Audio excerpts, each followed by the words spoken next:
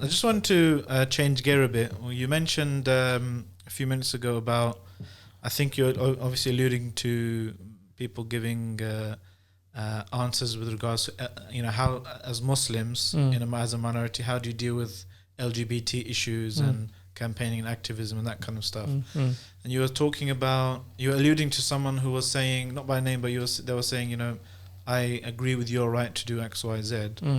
Can you give some background to what that was about? Yeah, so look, nothing should be mentioned for the sake of mentioning it. We should only mention it if there is a need to. Well, there's clear need. Right? There's a clear need. I mentioned it because it actually happened. Right? I'm interested in some of the fiqh that's going through your mind. Well, first let's look at the dilemma. With the end user. You got social media, you got end users. So someone in a discussion somewhere else in another land, a question was coined and they answered. They said, yes, I respect your right to do what you want. To do A, B, C, D, E. Respect your right. I agree to your right. Yeah, I respect but true, no doubt, the person who said it, he does not agree with it. We're not trying to, scrutinize the statement from that angle. What we're saying is our words have consequences. Especially if you, quote unquote, a da'i, you call sheikh and mashayikh online, or you have a beard and you dress with a thobe, and people see you as a responsible avenue for their salvation. And that's the reality. So taking a step back. So if I don't choose my words properly, and it can be interpreted in a way that helps the end user follow his or her desires, then I'm not doing da'wah, I'm doing something else. Right? Okay. There's a difference between, and I'll say it to you as it is. The question that came in, I have a moral dilemma, right? With the statement that I respect your right to do that act. So how can I respect someone's right to do that act when I believe in one Allah who forbids that act? And I said, all right, so where did you get this from? He says, I listened to a lecture from Sheikh Fulan, and Sheikh Fulan said this. Sheikh Fulan said Sheikh this? Fulan said this. This is sure? You should have words with this Sheikh Fulan. Yeah. Sheikh Fulan said this. I thought we need to cut his name out. Sheikh Fulan or Sheikh Allan? One of the two. Okay. Them two are always getting in trouble. One of the two. Yeah. Sheikh Fulan or Sheikh Allan. One of the two said this. So firstly, obviously, this concerned me. And this was a wake-up call for me as well. That subhanAllah, that somebody, is genuinely listening to the right sphere of social media, or they're listening to the genres and the information on the right sphere of social media, and they are getting information that's causing them to have a moral dilemma. Now, me personally, I'm always saddened with any of our youth having a moral dilemma, because I believe when you have moral dilemmas, intellectual dilemmas, social dilemmas, all this prevents you from focusing on you achieving your potential. Right? That's what it is. You can be the best doctor, but you just become a standard doctor because you spent time that could have been used in you becoming the best. In deep thought about an issue that shouldn't be an issue, right?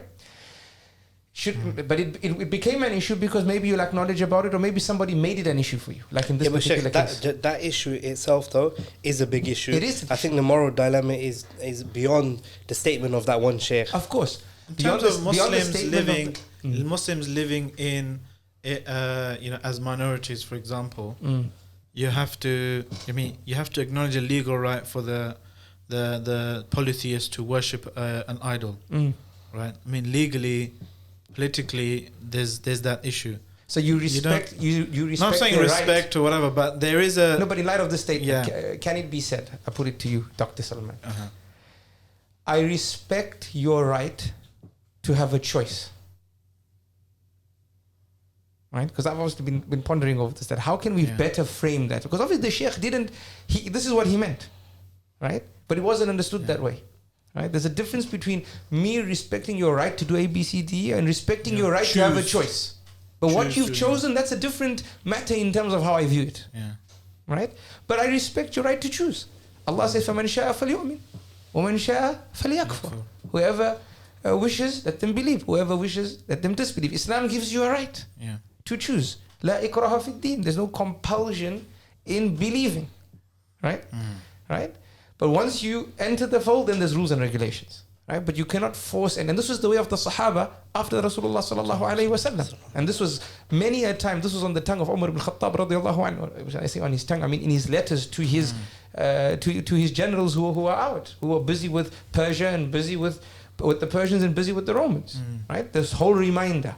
And no one is forced to believe. This is a right that Allah subhanahu wa ta'ala has given them. If this is the case with belief and disbelief, then sin. Right? What about as Muslims though, as a minority? Because it's easy to say, okay, when the Muslims are in charge of an area, you have to make sure the minorities who are not Muslim, you don't impose your way of life on them. Fair enough. But is the dynamic a bit different if the Muslims themselves are a minority? No, if the Muslims themselves are a majority. Minority. So what someone's saying is, as a minority, does the situation change? In what way? In how we approach this issue. No. This. Because I've heard some people say, some du'at and stuff say, this whole thing about allowing things that are against Islam and being basically, if you have the upper hand and you show lenience and show tolerance of kind of a minority. That's a good thing, because you have the choice to be a tyrant, but you choose not to. But if you're in a position of weakness yourself, maybe speaking with the same language might reinforce the subjugation or the minorityness of. But as a Muslim minority, how do you have the upper hand? You don't. You don't have the upper hand, right? You don't have the upper hand. Yeah. You don't have the upper hand. I think maybe you're talking about something else, that if you're a minority, aligning yourself with other minority efforts in order to get support, right? Yeah. Is that what you're talking about? Yeah, sorry, I think that was the context that some of those brothers mentioned. So you're saying that if in terms of working with, for example, working with left-wing kind of activists against, prevent or against Islamophobia or against racism. Or that would be better answered by the workers on the ground, the knowledgeable on the ground. That's jurisdictive, right? So because if I was here, then I would have to appreciate all the things that you mentioned to say. But generally, what I've understood from you is, let's say there's a particular group that's doing a particular haram. Yeah. And that is the nature of that group. But they're a minority, right? And we are a minority as well. So we as a minority, can we align with a group that's also a minority upon misguidance, right? To help our own cause. Is that what you're asking? Or even go further one step to say campaign for the other minorities' right to do what they're doing, because in doing so it'll protect our right to wear a hijab. Because obviously, just to put some context to that, is minorities, when they discuss issues and they come together, minorities usually stick together, right, against the majority. So what normally happens is that you have one minority cause, another minority cause, another minority cause. Then you end up usually going to the left. And when you do that, you have to be more accepting. You have to be willing to respect each other's differences. But on and whose work framework together. and guidelines?